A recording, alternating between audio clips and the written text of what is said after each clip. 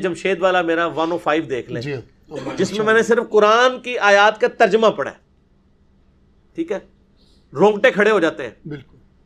پارہ نمبر 21 کا آخری صفحہ پڑھ لیں سورۃ الاحزاب کے اندر. یہاں تک نوبت آئی ہے کہ اللہ تعالیٰ نے فرمایا اے نبی اپنی بیویوں سے کہو کہ اگر تم دنیا کا مال چاہتی ہو تو تمہیں میں مال دے کے رخصت کر دیتا ہوں، طلاق دے دیتا ہوں، اللہ. اور اگر تم اللہ اور اس کا رسول اور آخرت کا گھر چاہتی ہو تو اسی قسم پرسی میں، اسی غربت کی حالت میں میرے نبی کے ساتھ گزارا کرو. بخاری مسلم کے الفاظ ہیں، آپ علیہ السلام نے یہ آیات آ کے حضرت عائشہ پہ پیش کی، انہوں نے رونا شروع کر دیا، انہوں نے کہا میں اللہ اس کا رسول اور آخرت کا گھر چاہتی ہوں. حالانکہ نبی علیہ السلام فرمایا اپنے باپ سے مشورہ کر لو، دیکھ لو جس طرح بہتر سمجھتی ہو، میں تمہیں چھوڑ دیتا ہوں. آپ صلی اللہ علیہ وآلہ وسلم کو بھی دنیاوی اعتبار سے اپنی بیویوں سے تکلیف اٹھانی پڑی، تو باقی تو پھر کس کھاتے میں؟ کوئی نہیں. تو یہ آزمائش ہے سر. صحیح. بیویوں اور اولاد کے اندر فتنہ کہا گیا نا، قرآن میں آیا، جی پنجابی والا نہیں، عربی والا فتنہ، عربی والا. آزمائش. اگر یہ نہ ہوتی نا، وہ مجھے اشفاق صاحب کی بات یاد آئی ہے. اشفاق احمد صاحب کہتے تھے کہ بچہ جو ہے نا یہ عورت کی راہ کھوٹی کر دیتا ہے. تو اولاد کے پیچھے ذلیل ہو جاتی ہے عورت، جی میرے بچے چھوٹے، میرے کے بچے نہ بنے، اور عورت جو ہے یہ مرد کی راہ کھوٹی کر دیتی ہے. عورتوں کے پیچھے کیا کچھ نہیں مردوں کو کرنا پڑتا ہے حلال و حرام کے حوالے سے.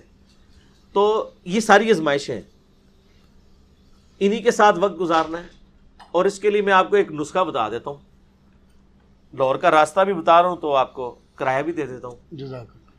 وہ یہ ہے کہ جب آپ کو بیوی سے کوئی تکلیف پہنچے تو بڑا آسان سا حل ہے، صبر کر لیں. ایک چپ تے 100 سکھ. جب آپ آخرت اورینٹڈ ہوں گے نا، صبر کرنا بھی آسان ہو جائے گا. یقین کریں جتنی گالیاں مجھے کھانی پڑتی ہیں علماء سے، تو میں تو کب سے چھوڑ چھاڑ کے سارا بیٹھ گیا ہوتا. صحیح. میں نے یہ تیہ کر لیا کہ یار اگر پیغمبروں کو جادوگر کہا گیا ہے، ان کو دجال کہا گیا، نعوذ باللہ، حضرت عیسیٰ علیہ السلام کو، نبی علیہ السلام کو جادوگر، دیوانہ، شاعر کہا گیا ہے، تو سر ہماری کیا اوقات ہے؟ صحیح بات ہے.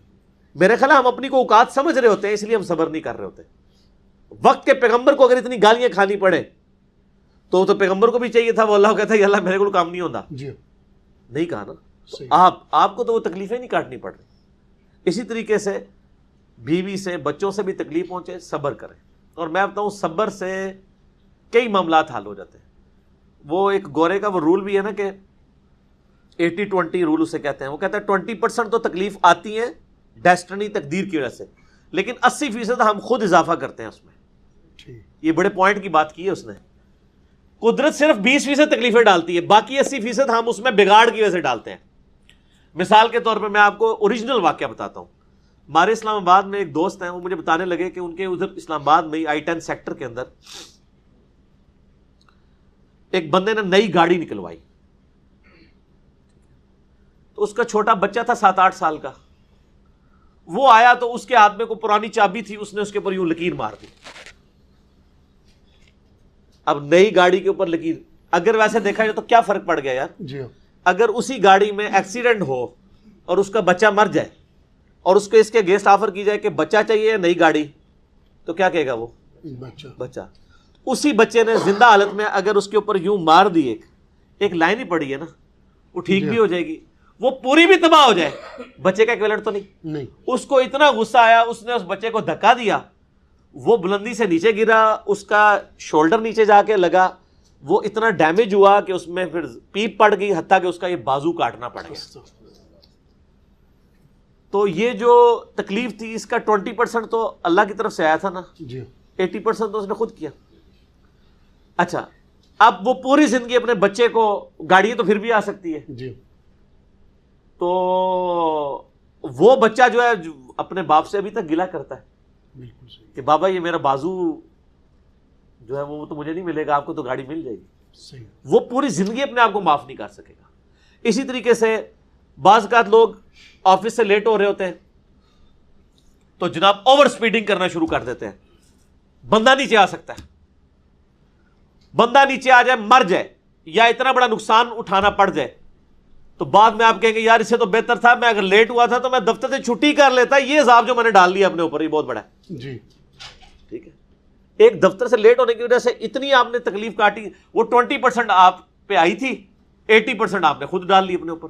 آپ زندگی یہ ساری باتیں میں یعنی یہ میں صرف آپ کے سامنے نہیں کر رہا ہوں, میں پریکٹیکلی اپنے اوپر اپلائی بھی کرتا ہوں. میں اپنی بیوی کو بھی بچوں کو بھی اس حوالے سے یعنی گائیڈ کرتا ہوں, اور میری زندگی اس چیز کا یعنی منہ بولتا ثبوت ہے کہ میرے اوپر جب بھی اس طرح کے معاملات آتے ہیں نا تو میں الحمدللہ صبر کی روش اختیار کرتا ہوں کہ مزید کوئی معاملات نہ بگڑے.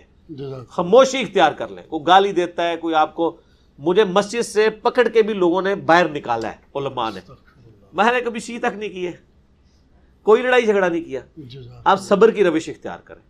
صبر, اور فیملی لائف کے لیے تو آپ کو صبر بہت ضروری ہے.